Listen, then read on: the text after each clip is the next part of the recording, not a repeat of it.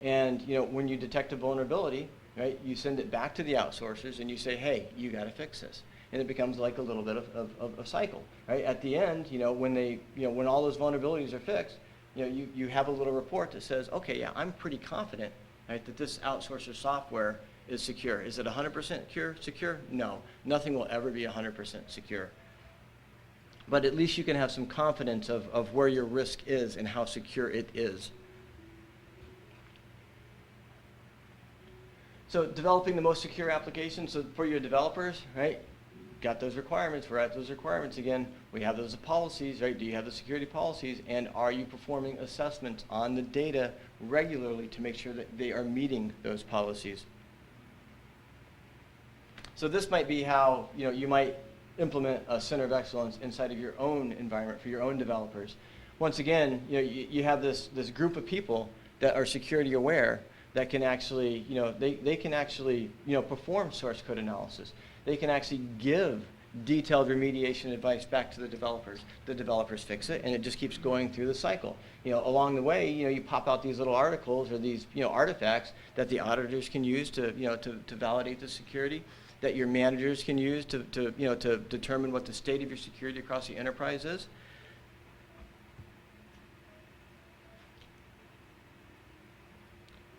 Trying to think what I want to focus on in my last 5 minutes. Okay. So, during your standard software development lifecycle, you have a whole bunch of different phases. One of those phases is the implementation phase or the construction phase, right? And this is where your code actually gets built. And at each one of these, and you probably have a whole bunch of little milestones inside of that construction phase.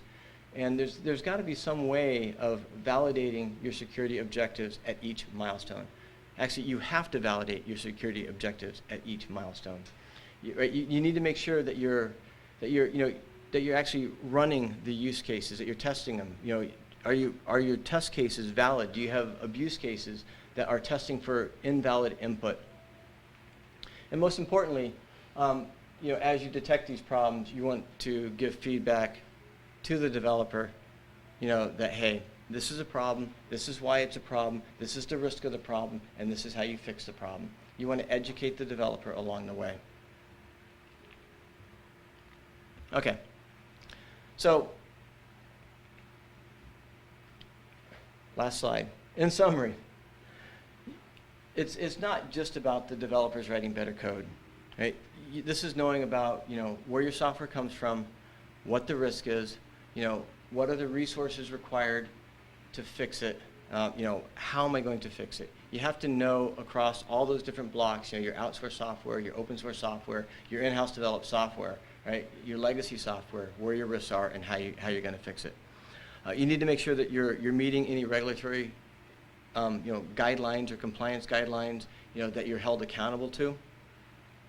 For that privacy information, that's going to turn, if you reveal privacy information, that's going to turn your customer relationship sour instantly. You need to know that you need to know where all that data is going and that you can actually trust that you're not going to expose it. Or if you do expose it, at least you're going to expose it in an encrypted format, and therefore, it's unusable. You need to use SCA to understand, where your risk is, when I say SCA, source code analysis, where your risk is, what your exposure is, what your resources are that you have to fix it, and what's the most cost-efficient way to fix it. Not every problem is a developer fix, right? You might fix it with an application firewall. You might fix it with a firewall rule itself, right? It might be as simple as closing off a port to an application, right? So it's not just about the developer. It's really understanding, what your risk is, what your exposure is, and what are the resources involved to fix it. Okay, that's it, guys.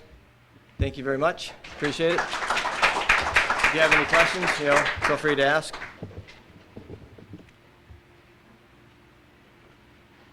Not a single one. Wow. Great job.